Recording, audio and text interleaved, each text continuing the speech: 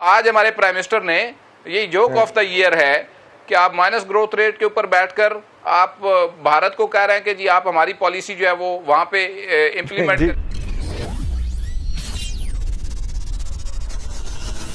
नमस्कार दोस्तों, कैसे हो गाइस। आपका अपना YouTube चैनल हिंदुस्तान स्पेशल में हार्दिक अभिनंदन। -3.5, जी हाँ, ये होगा पाकिस्तान का growth rate. Negative growth rate वाले देश का पीएम इंडिया को सिखाने चला है और आप उस देश को सिखाने की कोशिश कर रहे हो जिसके फॉरेन रिजर्व दो बड़े देशों से भी ऊपर चले गए हैं। रिजवान राजी और उसके पैनल ने इमरान खान के इस ट्वीट का मजाक उड़ा दिया है और कैसे भारतीयों ने पाकिस्तानियों को सोशल मीडिया पर तंग किया हुआ है।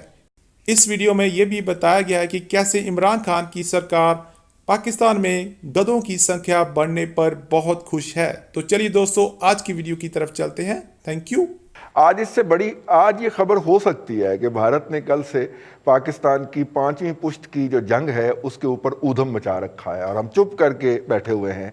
पाकिस्तान के अंदर ट्विटर का टॉप ट्रेंड जो है वो इस वक्त इंडियंस चला रहे हैं और वो मजाक उड़ा रहे हैं पाकिस्तान का, पाकिस्तान की दिफाई अफवाज का।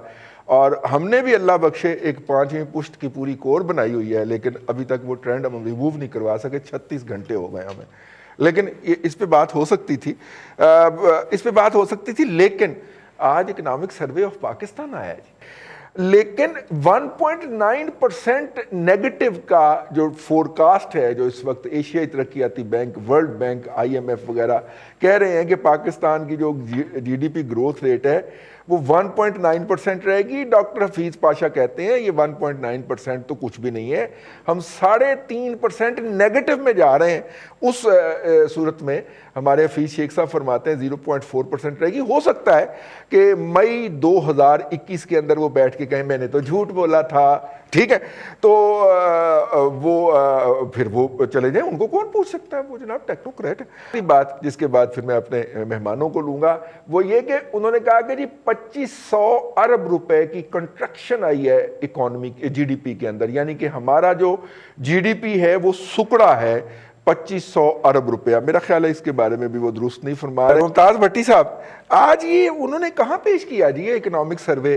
मेरा मतलब पहले तो प्रेस कॉन्फ्रेंस में हुआ करता था, आज वो एक लिमिटेड सी जगह पे बैठे हुए नजर आ रहे, तो कहाँ ये हुआ और कैसे देख रहे हैं आप इस्लामाबाद में बैठे हुए से?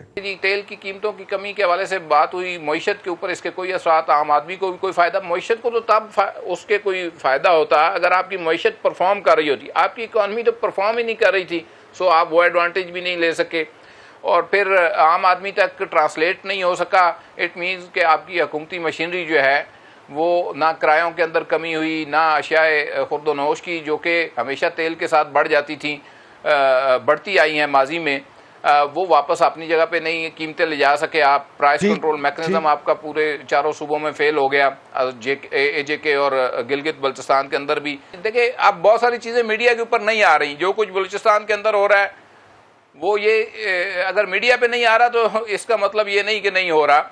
इसी तरह जो अस्पतालों के अंदर हो रहा है, अगर मीडिया के ऊपर नहीं आ रहा तो इसका मतलब ये नहीं कि अच्छा परफॉर्मेंस जो आपकी थी मुआशी वो तो आज अवाम के सामने आ गई।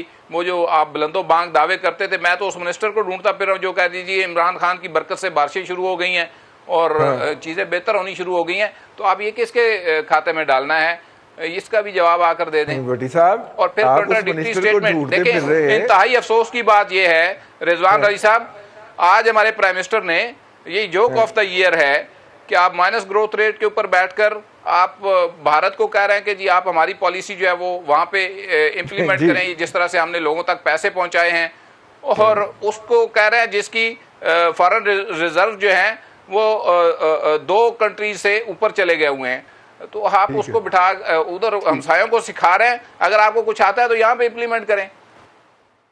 ठीक है भट्टी साहब, आज वज़ीर आज़म ने तकरीर फरमाई है और वह तकरीर में कह रहे हैं कि हमें अंदाज़ा नहीं था कि कोरोना से इतनी ज़्यादा बात हो जाएगी। यार, ये वही बंदा है जो कहता था कि अभी तो 1.5 बंदा फौत हुआ है, तो अभी तो ज़्यादा होना चाहिए, हमारे यहाँ बात काफ़ी कम है। मतलब इन्हें कोई खुदा का खौफ भी नहीं है कि ये इतना खौफनाक किस्म का द्रोह गोई करते हैं। एक वक्त में एक बात कह रहे होते हैं, एन उससे वक्त में दूसरी बात कह रहे होते हैं। जहाँ तक उस मिनिस्टर की बात है, मैं उसकी वजह ये है रिजवान साहब, एक जुमले के अंदर कि उनका जो क्राउड है एक मिनट रिजवान साहब, इनका जो क्राउड है, एक जुमले में मैं कहना चाहूंगा, जब WHO पाकिस्तान में कुछ इकदामात को शुरू में सराह रहा था तो ये हर जुमले के अंदर ये मिसाल लेते, देखा WHO ने हमारी कितनी तारीफ की है, और आप जब वो वार्न कर रहे हैं तो आप ये कह रहे हैं कि WHO ही गलत है, हम तो ठीक है। भट्टी साहब, गधों की तादाद में इजाफा हो गया यार, और उसकी वजह शायद वो KPK का वो इंसेंटिव था ना जो KPK हुकूमत ने दिया था कि जो गधे नए पालेंगे आप पैदा करके, तो वो ये बहुत बड़ी डेवलपमेंट है यार, हम एक्सपोर्ट कर सकते हैं, गधे एक्सपोर्ट कर सकते हैं। भाई साहब बात ये है जी इसमें कि इसमें जो इकोनॉमिक सर्वे हर साल आता है, पिछले 28-29 साल मुझे हो गए सुनते हुए कि हमने ये कर दिया, हमने वो कर दिया, बिल्कुल दुरुस्त है, बड़ा कुछ होगा, कोविड आ गया, कोरोना आ गया, उन्होंने पट्ठा बिठा दिया, पूरी दुनिया का बिठाया, हमारा क्या बिठाना था उन्होंने, खैर हमारा तो 22वां हो गया बैठा हुआ है। लेकिन गधों की तादाद के ऊपर मुझे शदीद इख्तलाफ है हफीज़ शेख साहब के साथ ना जी।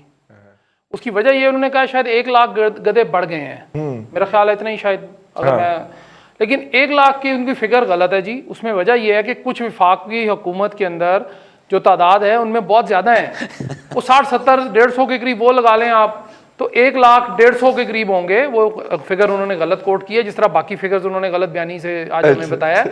गधे बहुत ज़्यादा तादाद में हैं, वो हैं। अच्छा, आज वज़ीर-ए-आज़म साहब ने जो तकरीर की है उसमें उन्होंने कहा है कि जी भारत का बेड़ा गर्क हो गया है लॉकडाउन करने की वजह से, हम तो लॉकडाउन ना करके ओपन करके बच गए हैं। आई मीन ये हमें बार बार भारत का क्यों सोचता है यार, उसकी ग्रोथ तो नेगेटिव में नहीं गई ना भारत की। तो भाई साहब आप जितने आज इकोनॉमिक सर्वे में सुन रहा था, मुझे सिर्फ उसमें से इतनी बात समझ में आई है जो आपने मेरे से पूछ ली, मैंने बता दी। एक था जी कि घोड़ों की तादाद भी और खच्चरों की तादाद उतनी रही है, वो उतनी रही, खच्चर तो उतने ही है, खैर है वो तो जाहिर है, सारे इधर ही हैं, वो पंजाब के अंदर ही हैं सारे, वो बाहर गए ही नहीं कहीं भी। नहीं वो पहाड़ी इलाकों में होते हैं यार। नहीं वो इधर ही फौजी खिदमत सर अंजाम देते हैं, वो इधर ही हमारे पास ही हैं सारे। अब रही बात बाकी जी, भैंसें बढ़ गई हैं तो दूध की जो तादाद है, दूध सस्ता होना चाहिए था, वो दूध ज्यादा निकाले। अब आप इतनी खुशकिस्मत हुकूमत है हमारी ये रही साहब के, जिस चीज पे हाथ डालती हैं वो हुकूमत जिस पे डालती है आप उसका बेड़ा गर्क कर देते हैं। ठीक, अब उन्होंने जिस चीज पे डालना था, इंडिया की मिसाल देते हैं, इंडिया की ग्रोथ रेट देख लें, हमारी देख लें।